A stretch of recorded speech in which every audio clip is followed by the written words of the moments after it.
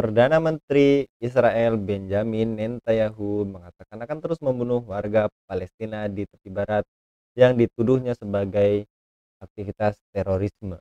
Hal itu disampaikan setelah kelompok tentara Israel yang menyamar sebagai dokter, perawat, dan warga sipil memasuki rumah sakit Ibnu Sina di Jenin, kemudian membunuh 3 warga Palestina yang ada di dalamnya.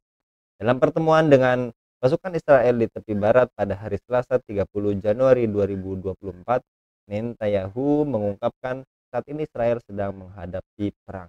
Dia menegaskan perang tersebut tidak akan dihentikan hingga Israel meraih kemenangan.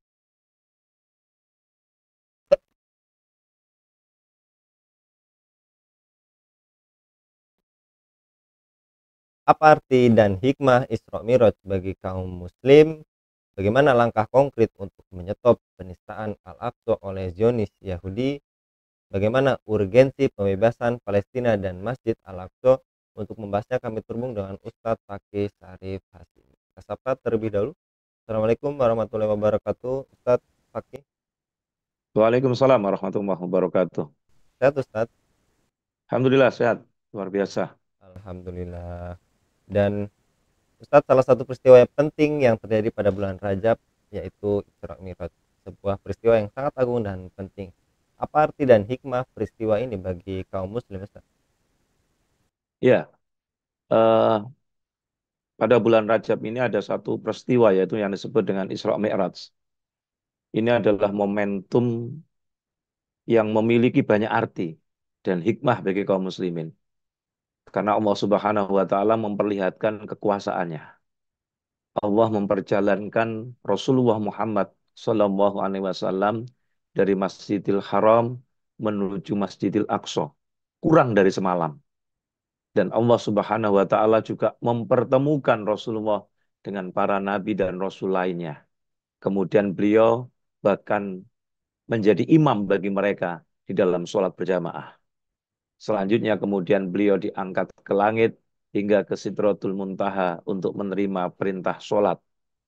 Iman tanpa ragu tadi terhadap Isra Mi'raj ini. Jadi kalau kita perhatikan, satu hikmah yang pertama bahwa perjalanan Isra Mi'raj ini adalah salah satu mukjizat yang Allah berikan kepada Rasulullah. Kenapa? Karena dalam peristiwa Isra dan Mi'raj, Rasulullah itu menempuh perjalanan dengan ruh dan jasad beliau secara utuh. Bukan semata ruh beliau saja, atau hanya penglihatan beliau saja dalam mimpi. Seperti dugaan sebagian orang. Karena itu di dalam Al-Quran itu peristiwa ini diabadikan di dalam surat Al-Isra ayat 1.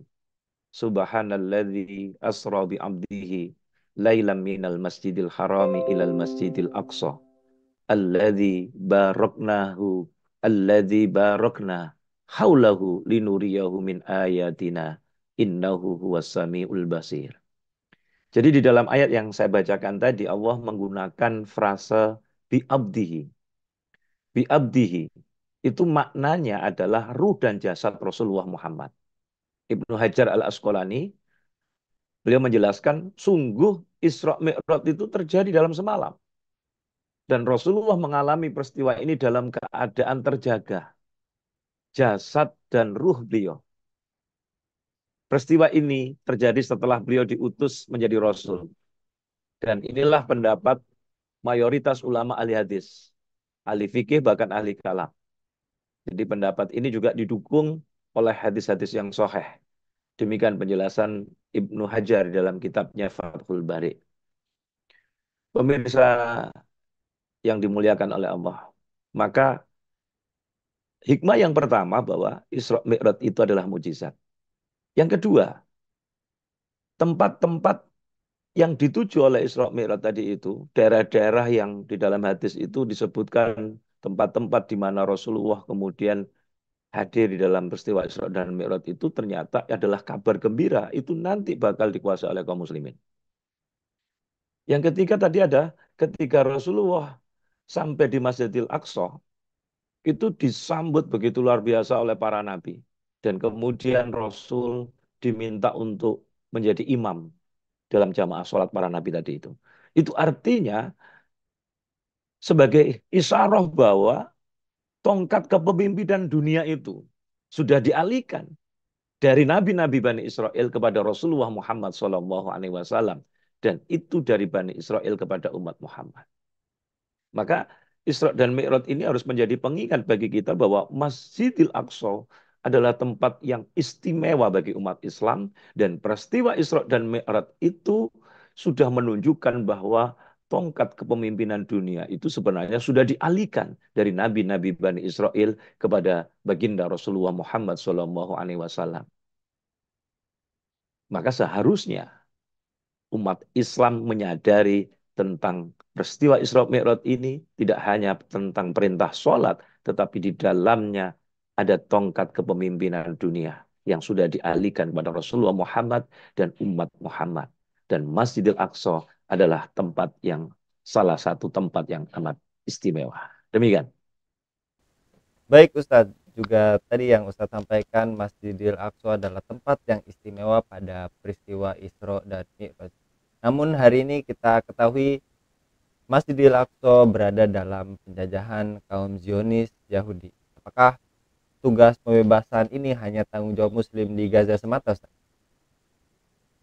Tadi sudah saya sampaikan, Masjid Al-Aqsa ini adalah memiliki banyak arti. Yang pertama, jadi Masjid Al-Aqsa ini pernah jadi kiblat pertama kaum muslimin di dalam menunaikan sholat.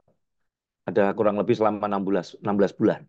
Kemudian Allah mengubah kiblat mereka ke arah Mekah.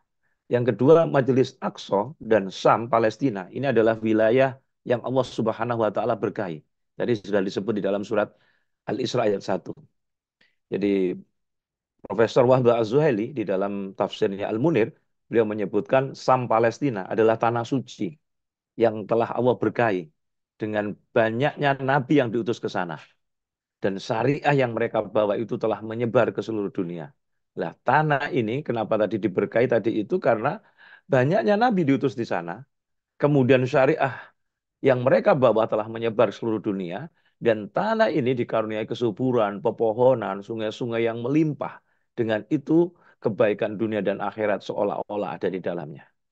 Sehingga kemudian Rasulullah pun juga mendorong kaum muslimin untuk beribadah di Masjidil Aqsa karena besarnya keutamaan yang Allah limpahkan. Dan itu disebutkan di dalam hadis. Janganlah mengencangkan pelana untuk melakukan satu perjalanan kecuali menuju 3 masjid, kata Rasul, yaitu Masjidil Haram di Mekah, masjidku, maksudnya masjidku adalah Masjid Nabawi di Madinah, dan Masjidil Aqsa di Palestina. Hadis riwayat Bukhari dan Muslim. Jadi kemuliaan dan keberkahan yang Allah limpahkan kepada Masjidil Aqsa, kepada Palestina, daerah Syam, itu berlaku hingga hari kiamat. Maka sayangnya hari ini Masjidil Aqsa ini berada dalam penjajahan kaum Zionis Yahudi. Mereka sering mengotori, mereka sering menistakan Masjidil Aqsa. Mereka puluhan tahun melakukan berbagai kekejaman, kekejian terhadap kaum muslim di sekitar Masjid Aqsa dan Palestina secara umum. Semua mereka melakukan itu dengan didukung oleh apa? Pengkhianatan para pemimpin muslim, khususnya negeri-negeri di Timur Tengah dan dukungan negara-negara barat kafir. Maka penistaan Al-Aqsa oleh Zionis Yahudi ini bukan hanya tugas kaum muslimin di Gaza saja, maka ini adalah tugas seluruh kaum muslimin, lebih-lebih negeri-negeri kaum muslimin yang dekat di sana. Bukan lagi fardu kifayah, tetapi harus fardu ain untuk membebaskannya. Dan kalau ini belum terbebas, maka ini dosa kifayahnya belum gugur. Maka seluruh kaum muslimin masih mengemban dosa ini. Jadi dosa kifayahnya belum gugur.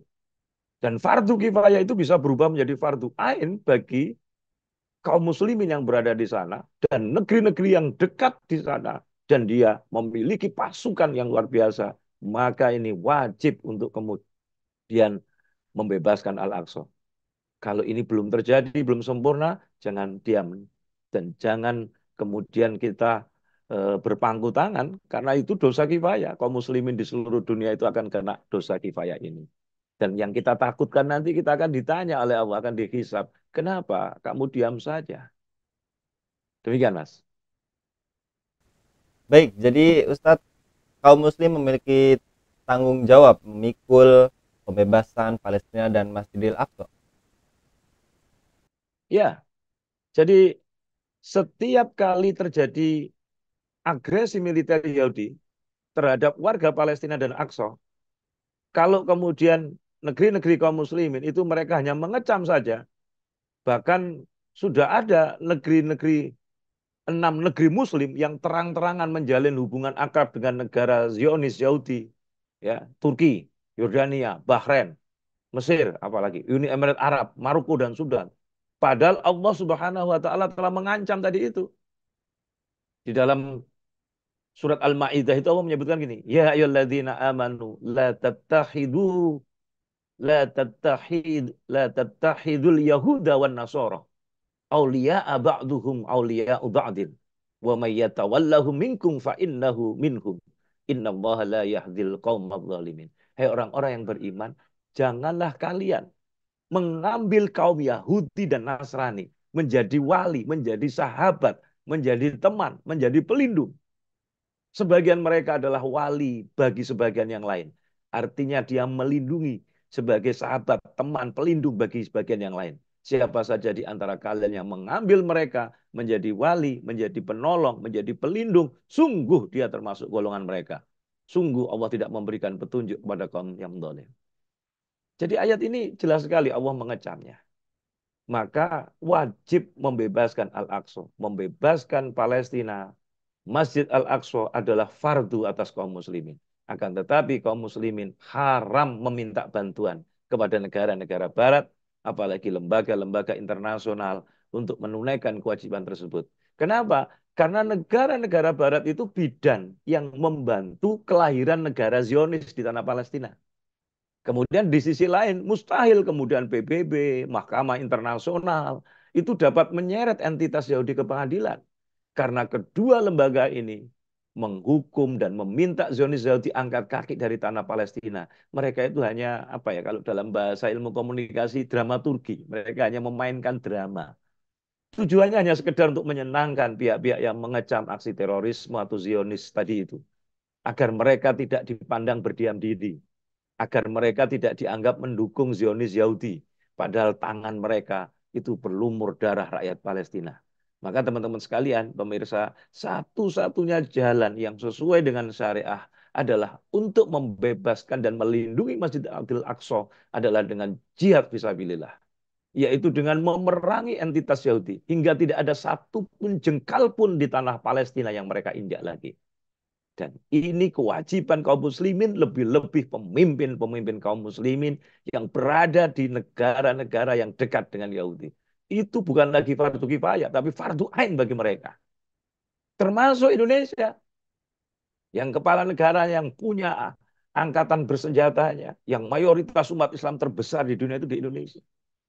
Maka satu-satunya jalan yaitu tidak ada lain dengan jihad fisabilillah. Memerangi identitas entitas Yahudi itu hingga tidak ada satu pun jengkal tanah Palestina yang mereka injak. Dan itu perintah Allah di dalam Al-Quran. Surat Al-Baqarah 191. Waqtuluhum haitsu saqiftumuhum wa akhrijuhum min haitsu akhrajukum. Perangilah mereka di mana saja kalian menjumpai mereka dan usirlah mereka dari tempat mereka yang telah mengusir kalian. Oleh sebab itu, teman-teman sekalian, semestinya para pemimpin dunia Islam itu meninggalkan retorika kosong, berhenti meminta bantuan kepada lembaga internasional manapun. Jadi kaum muslimin dimanapun, khususnya para perwira, para panglima, prajurit-prajurit muslim, maka dia harus bergerak menyambut panggilan jihad ini dari manapun, termasuk dari bumi Palestina. Dan tidak sepantasnya kemudian mereka berdiam diri dan berpangku tangan. Bukankah Allah berseru dalam Al-Quran, ya ayyuhalladzina amanu stajibu lillahi walirrasuli idza da'akum lima yuhyikum. Hai orang-orang yang beriman, penuhilah seruan Allah dan seruan Rasul jika dia menyeru kalian pada sesuatu yang memberikan kehidupan kepada kalian. Demikian Mas yang bisa saya sampaikan. Baik, jazakallah Ustadz untuk penyampaiannya pada kabar petang kali ini. Jadi tadi pembebasan Palestina maupun Masjidil Aqsa itu kewajiban bagi setiap muslim, apalagi pemimpin dunia muslim. Jadi jangan sampai tadi Ustadz Fakih sampaikan, jangan berretorika saja. Ya. Jazakallah Ustaz untuk penyampaiannya pada kabar petang kali ini. Mudah-mudahan Ustaz senantiasa Ya, dilindungi oleh Allah sama-sama. Subhanahu wa taala dalam setiap waktu. Amin ya rabbal alamin. Demikian pemirsa Khilafah News yang dirahmati Allah, jangan lupa untuk subscribe, like, dan share sebanyak-banyaknya. Semoga menjadi amal kebaikan bagi kita semua di dunia dan di akhirat nanti. Saya Anggi Suwarna diundur diri. Wassalamualaikum warahmatullahi wabarakatuh.